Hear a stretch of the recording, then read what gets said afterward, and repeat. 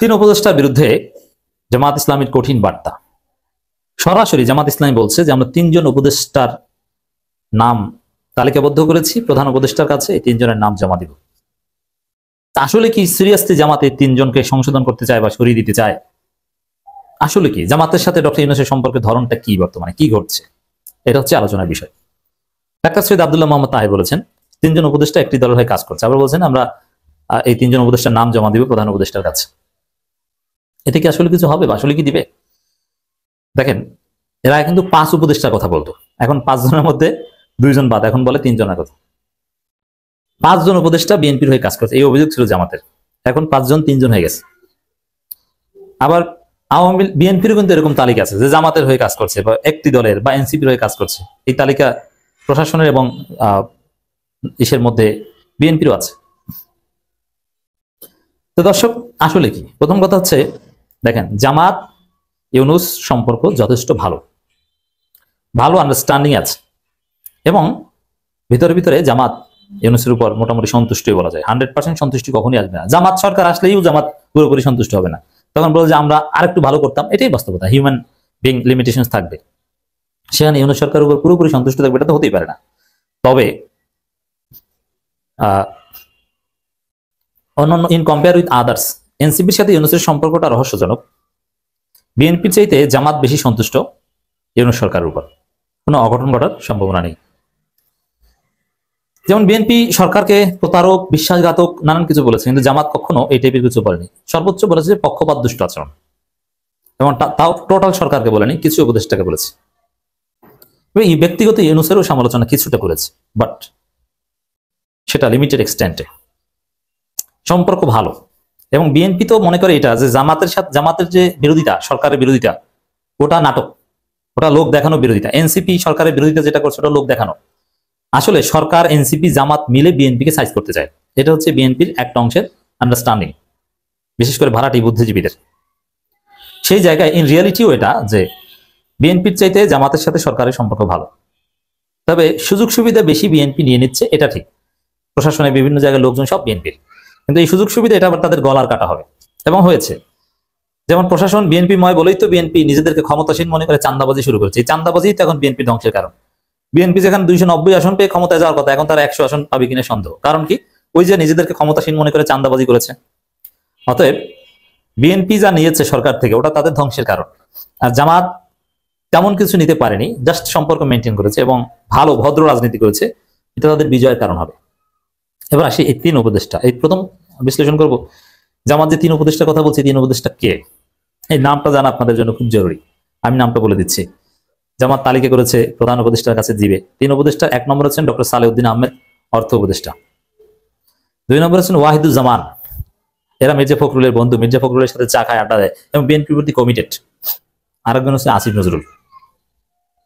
এই 3 উপদেষ্টা বিএনপির হয়ে কাজ করছে, এবং এই 3 উপদেষ্টা প্রফেসর ইউনূসকে বিভ্রান্ত করছে বলে জামাত মনে করে। যদি প্রফেসর ইউনূস এত ছোট খেলোয়াড় নয় যে এরা বিভ্রান্ত করবে আর বিভ্রান্ত হবেন, তবে হ্যাঁ চেষ্টা করছে, তারা নানান বিষয়ে চাপ প্রয়োগ করছে। উপদেষ্টা পরিষদের মিটিং এ তারা বিএনপির যে এজেন্ডা বা বিএনপির যে দাবি, সেটাকেই লেজিটিমেট করার বা তার পক্ষে যুক্তি দেওয়ার চেষ্টা করছে। তো দর্শক, এই জায়গায় 3 উপদেষ্টাদের নাম আপনারা জানতে পারেন। এবং আসলে কি 3 উপদেষ্টার পতন বা পদত্যাগ চায়? না, এটা সিরিয়াস না। এটা বিএনপি যেহেতু ওই উপদেষ্টাদের কাউকে কাউকে জামাতপন্থী বলছে, তার বিপরীতে জামাতেরও একটা চাপ দরকার। ওই কৌশল জামাত অবলম্বন করছে। এটা বিএনপিকে পাল্টা চাপে রাখার কৌশল, এবং সরকার যেন কিছুতেই পক্ষপাতমূলক আচরণ করতে না পারে। এবং এই আসলেই তো বিএনপি মন্ত্রী উপদেষ্টা আছে, এখন তাদের পদত্যাগ বা সরানো সম্ভব না, এটা জামাত জানে। কিন্তু তারা যেন অ্যাটলিস্ট ভালো হয়ে যায়, বিএনপির প্রতি পক্ষপাত না দেখায়, তাদেরকে চাপে রাখা জামাতের এই তালিকা বা হুঙ্কার করার জন্য একটা উদ্দেশ্য। হ্যাঁ, জামাত যদি দেখে যে না তারা নিউট্রাল ফেয়ার আচরণ করছে, তখন এই বিষয়ে চুপ করে থাকবে জামাত। যেমন আপনাদের মনে আছে যে বিএনপি এক সময় 3 উপদেষ্টাদের পদত্যাগ চেয়েছে নাম ধরে, আসিফ, মাহফুজ, ডক্টর খলিলুর রহমান। কিন্তু 13 জুনের পর ভুলেও আর কারো পদত্যাগ চায়নি। বিশেষ করে আসিফের পদত্যাগ সিরিয়াসলি চেয়েছিল, কিন্তু পরে আর চায়নি। ওই তারেক রহমানের সাথে এক বৈঠকের পরে এইসব পদত্যাগ ইস্যু সলভ হয়ে গেছে। তো জামাতের হয়তো বা কোনো দাবি দেওয়া বা কোনো আন্ডারস্ট্যান্ডিং এর ফলে এইসব দাবি দেওয়া সলভ হয়ে যাবে। কিন্তু এটা মনে করবেন না যে 3 উপদেষ্টা পদত্যাগ চায় মানে সিরিয়াস মনে হয় 3 উপদেষ্টাকে সরাতে হবে। 3 উপদেষ্টাকে বিএনপিকে চাপে রাখা এর একটা উদ্দেশ্য। সরকারের সাথে সম্পর্ক জামাতের ভালো, শত্রুতা বা শত্রু ভাবাপন্ন কোনো সম্পর্ক নয়। এবং এটা প্রচার করাটা কেন জরুরি?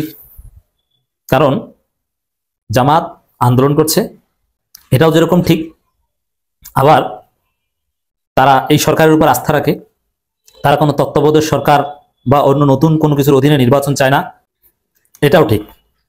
বিএনপির সাথে জামাতের হিউজ পার্থক্য।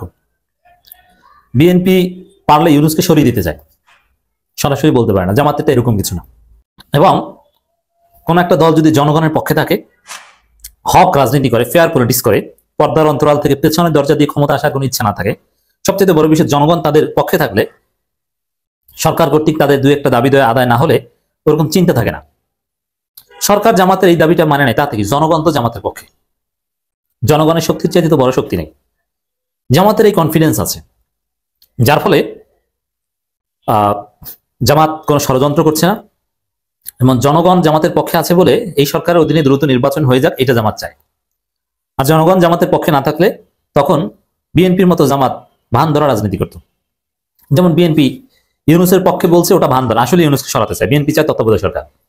20 নভেম্বরের পর আরেকটা সমীকরণ ঘটানোর চেষ্টা বিএনপি করবে, কারণ তত্ত্বাবধায়ক সরকার আয় হবে, এবং বলবে যে এই সরকারই তত্ত্বাবধায়ক সরকার হোক। কারণ কি? তাহলে এই সরকার অন্য কোনো সংস্কার টংস্কার করতে পারবে না, কারণ তত্ত্বাবধায়ক সরকার নির্বাচন ছাড়া অন্য কোনো কাজ করতে পারে না, নির্বাচন আর রুটিন ওয়ার্ক। তো এই জায়গায় দর্শক, জামাত সরকার সম্পর্ক ভালো, উপদেষ্টাদের পদত্যাগ এটা আসলেই তারা বিএনপি পন্থী, এ কারণে তাদের চাপে রাখতে চাইছে, এবং এটা বিএনপি বিরোধী যে আমাদের স্মার্ট পলিটিক্সের অংশ। ইট ডাজন্ট মিন দ্যাট জামাত এই সরকারের বিরুদ্ধে বা এই সরকার পুরো জামাতের বিরুদ্ধে, বিষয়টা এরকম নয়।